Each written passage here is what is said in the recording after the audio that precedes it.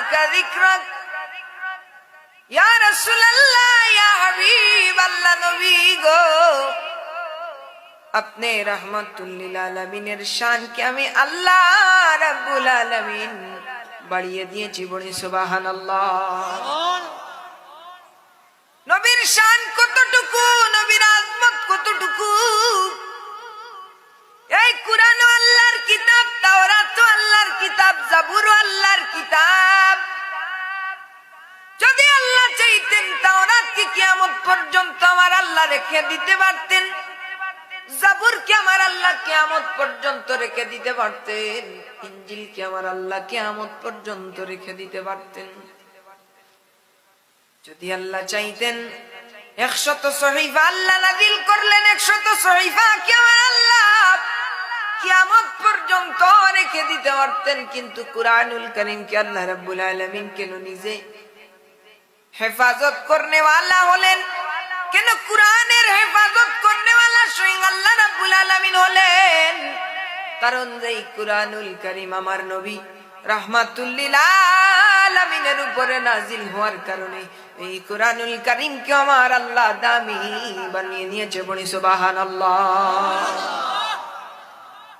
সাহাবায়ে কেরামরাও মানুষ, আমরাও মানুষ, কিন্তু সাহাবীদের শানে কেন বললেন আল্লাহ আল্লাহ? সাবধান সাবধান, সাহাবীদের সমালোচনা তোমরা করিও না। নবীজি কেন বললেন যে আমার একজন সাহাবী আকাশের তারার মতন? কারণ সাহাবীরা তো আমার মতো মানুষ ছিলেন। সাহাবীরা কেন এত দামি হয়ে গেলেন? যে আমার নবীজিকে স্বচক্ষে দেখার কারণে, আমার রাহমাতুল লিল আলামিনকে মহব্বত করার কারণে ওই সাহাবীদের দাম কেউ আমার আল্লাহ রাব্বুল আলামিন বাড়িয়ে দিয়েছে। সুতরাং কি বোঝা যায়? নবীর সংস্পর্শে যত জিনিস থাকবে তত জিনিস দামি হয়ে যাবে।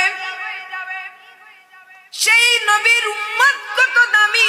ওয়া কাযালিকা জাআলনাকুম উম্মাতাও ওয়াসাতাল লিতাকুনু শুহাদা আলান নাস। সেই নবীর উম্মত এত দামি হলো, সেই নবীর উপরে যে কিতাব নাযিল হয়েছে সেই কিতাব এত দামি হলো, যেই নবীজিকে মহব্বত করার কারণে সাহাবায়ে কেরামরা এত দামি হলো। যদি নবীর সংস্পর্শে থাকার